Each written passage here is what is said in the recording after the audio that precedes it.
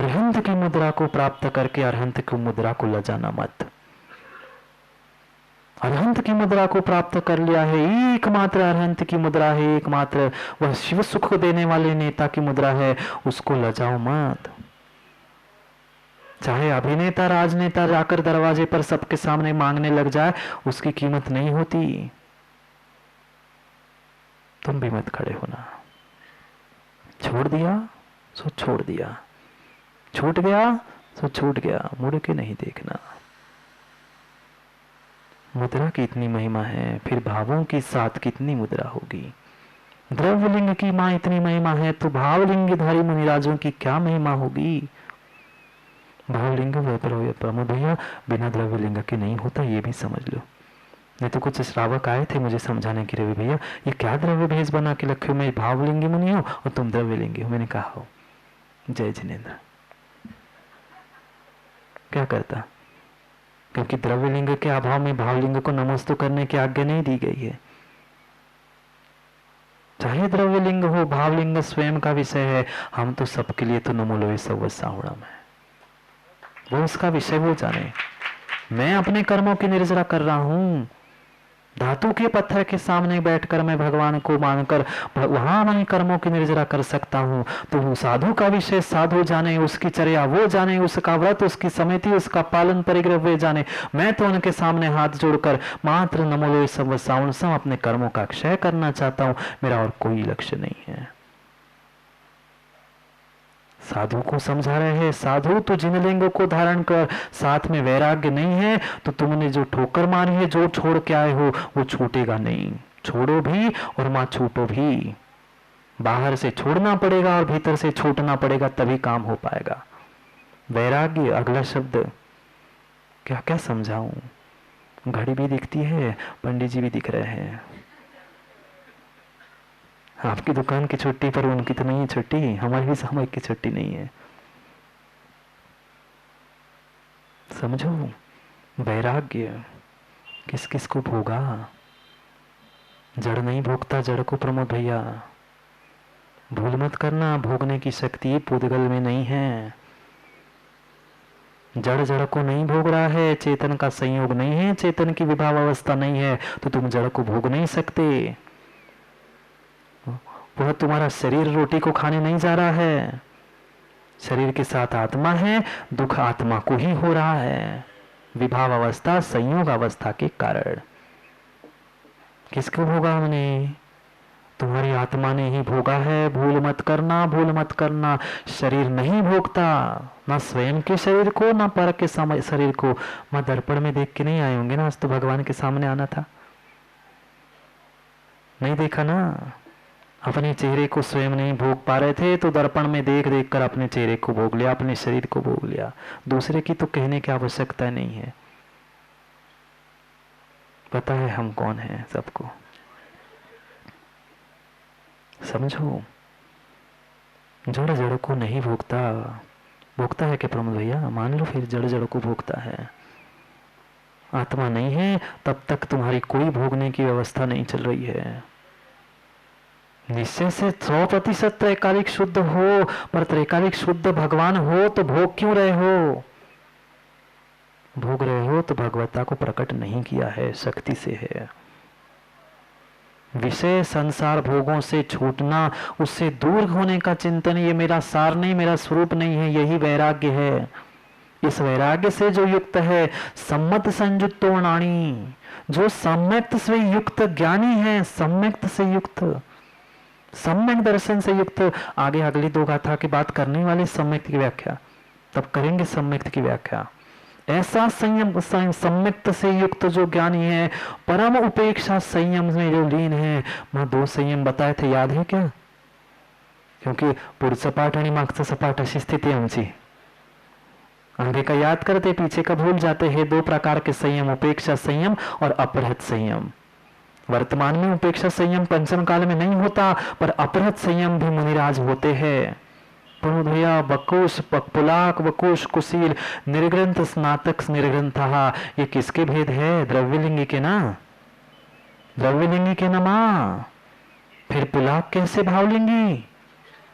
कसाय परिग्रह के साथ भावलिंगी। गड़बड़ कर दी आचार्यों ने लिखते लिखते। भूल मत करना, किसी ने गड़बड़ नहीं की है। पढ़ो पुलाक वकुश कुशील तीनों की व्याख्या पढ़ो माँ। भावलिंगी सच्चे सच्चे भावलिंगी पंचम काल में जो होते हैं सत्येंद्र पंडित जी, सत्येंद्र पंडित जी भावलिंगी नहीं, वे पांचों के पांचों भावलिंगी मुनिराज की व्याख्या है।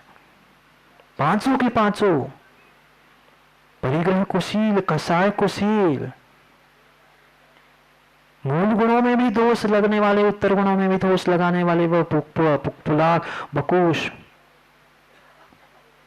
धरती के देवता ऐसे नहीं कहते विपिन भैया। करके आए धरती के देवता के दर्शन। वे 18-20 एक साथ उठते हैं, चलते हैं, देखते हैं। उन्होंने ही सिखाया है, मेरा क्या है। कुंद कुंद स्वामी ने बताया, उन्होंने सिखाया। मैं तो मात्र ट्रांसलेटर हूँ, ट्रांसफार्मर। 440 की लाइन जाती है, फिर घर का सबका ट्रांसमीटर अलग अलग होता है ना, ट्रांसमीटर है और क्या, हमें तो कुछ आता ही नहीं। सब कुंद कुंद स्वामी है और वे है जो करने वाले हमारे गुरुदेव।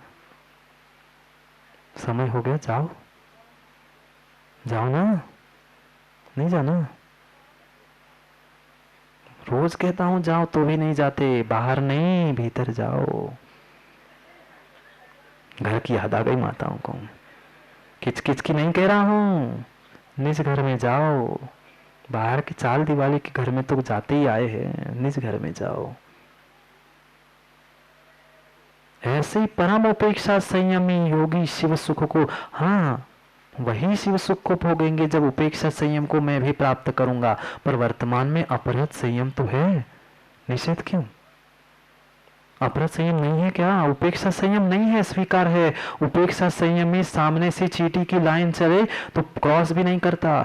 शरीर पर मच्छर बैठा है तो उसे उड़ाने का भी प्रयास नहीं करता। वो उपेक्षा संयम ही होता है, वो पंचम काल में नहीं है। पर अपराध संयम भी होता है। वो अपराध संयम वाला पीछे से लेकर, उसके भी 3 भेद पढ़े थे। शायद रवि भाई आप थे, कार्तिक अनुपेक्षा पढ़ते समय थे ना? 3 भेद बताए थे, उत्तम मध्यम जगन, तीनों संयमी हैं। भूल मत करो, बस इतना ही कहना है। दूसरों को नहीं चल रहे हो जीतू भैया, मैं अपने ही आत्मा को चल रहा हूं। मुझे कुछ भी प्रयोजन नहीं है प्रमोद भैया, कुछ दिन का बचा हूं। हाँ, पहले महीने थे, अब कुछ दिन का बचा हूं सचिन भैया, कुछ दिन का बचा हूं। फिर पता नहीं कल कहाँ, आप कहाँ और मैं कहाँ। हाँ, कुछ दिन बचे हैं, कुछ दिन बचे हैं माँ 2018 के। अरे 2018 की कह रहा हूं मैं, दिसंबर शुरू हो गई ना, अब तो काउंटडाउन शुरू हो गया 30 का। समय हो गया, समय को समझो, पुनः समय पर समय की बात करनी है। भव्यात्मा शुद्धि शुद्धि कहते हुए कितनी बड़ी अशुद्धि कर दी मैंने। मुख से तो नाम शुद्धि का चल रहा था, पर जितना चिंतन मैंने शुद्धि के लिए किया, जितना पुरुषार्थ मैंने शुद्धि के लिए किया, उतना ही मैं अशुद्धि की ओर बढ़ता गया। नहीं पहचान पाया मैं शुद्धि और अशुद्धि की व्याख्या को। मुझे भी शुद्ध बनना है,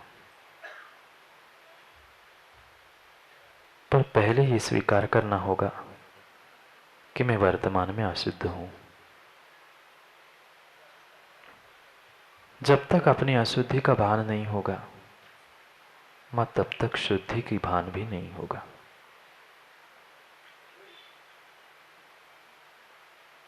कैसी अशुद्धि और कैसी शुद्धि? मुझे उस अशुद्धि से शुद्धि की ओर बढ़ना था, स्वयं से स्वयंभू की ओर जाना था, आत्मा से परमात्मा को पहचानना था।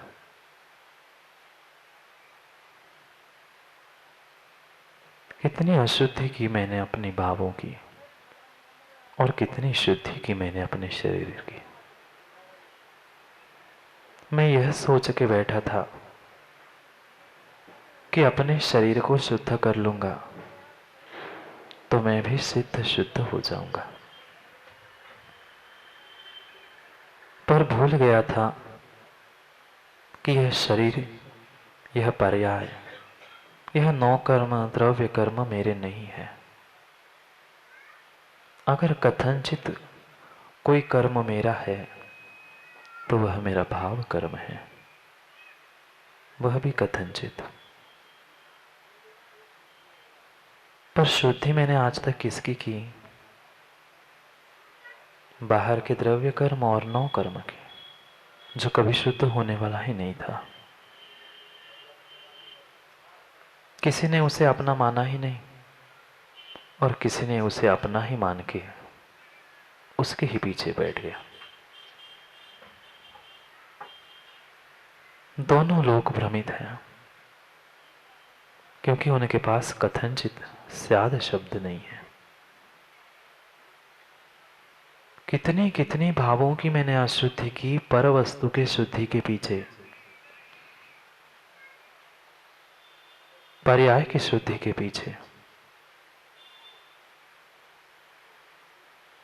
समझना है, भीतर की अशुद्धि, भीतर की विशुद्धि, फिर भीतर की शुद्धि। जब तक अशुद्धि है तब तक विशुद्धि नहीं है, और जब तक विशुद्धि नहीं है तब तक शुद्धि भी नहीं है। कितनों कितनों की शुद्धि की मैंने, पर क्या विशुद्धि कर पाया प्राप्त? नहीं बन पाया। नहीं बन पाऊंगा मैं भगवान जब तक विशुद्धि नहीं होगी, और जब तक प्रमोद भैया भीतर विशुद्धि बनी रहेगी तब तक भी भगवान बनने वाले नहीं है। दोनों को समझना होगा, अशुद्धि को और विशुद्धि को भी। जिस प्रकार से मेरी अशुद्धि मेरा स्वभाव नहीं है, मेरी विशुद्धि भी मेरा स्वभाव नहीं है। मैं तो शुद्ध था, हूं, रहूंगा, पर महाराज जी अभी तो कह रहे तो शुद्ध होना है। हाँ, शुद्ध हूं और शुद्ध होना है।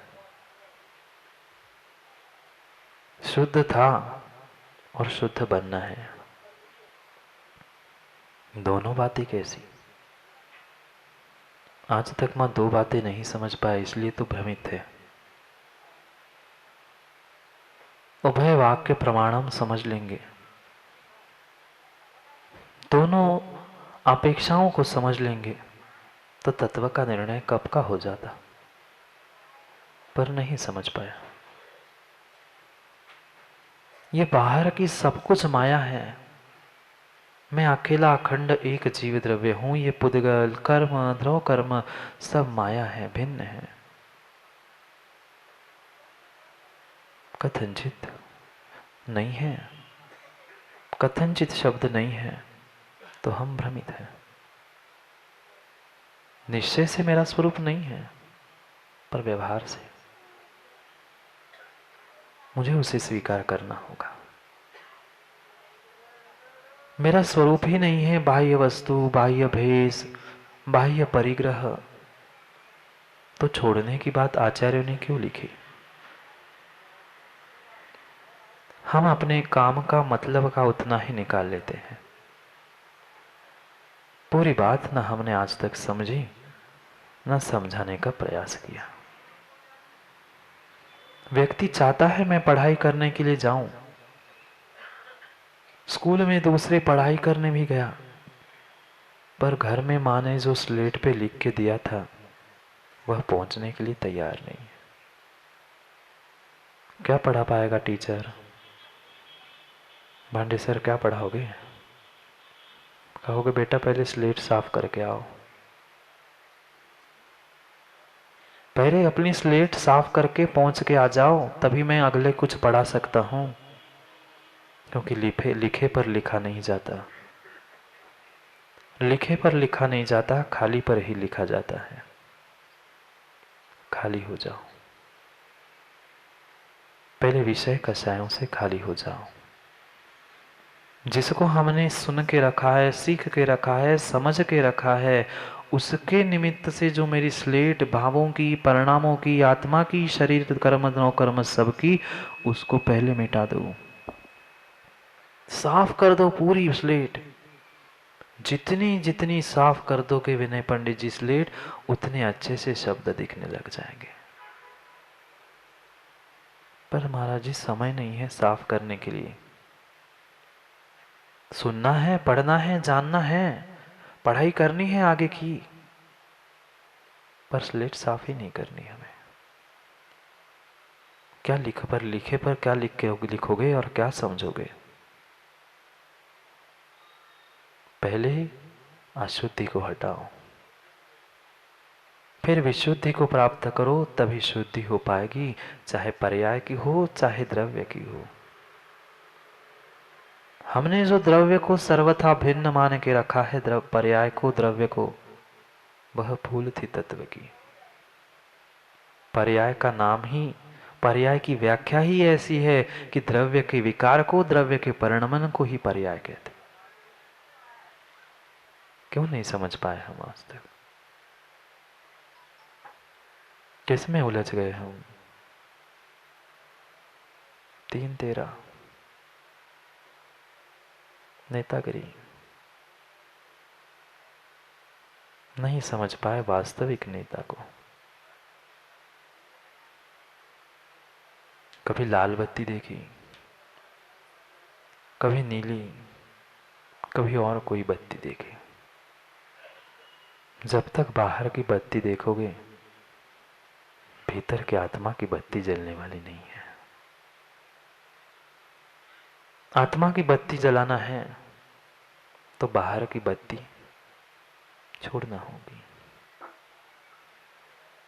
अगर उस स्लेट पर लिखना है, आजकल चौक पेंसिल बहुत कुछ आ गया, पहले उसे बत्ती कहते थे। पता है, स्लेट पे लिखने के लिए भी बत्ती चाहिए, नेता बनने के लिए भी बत्ती चाहिए। चाहिए ना, गाड़ी के ऊपर पहचानोगे कैसे जीतू भैया, नेताजी आ गए।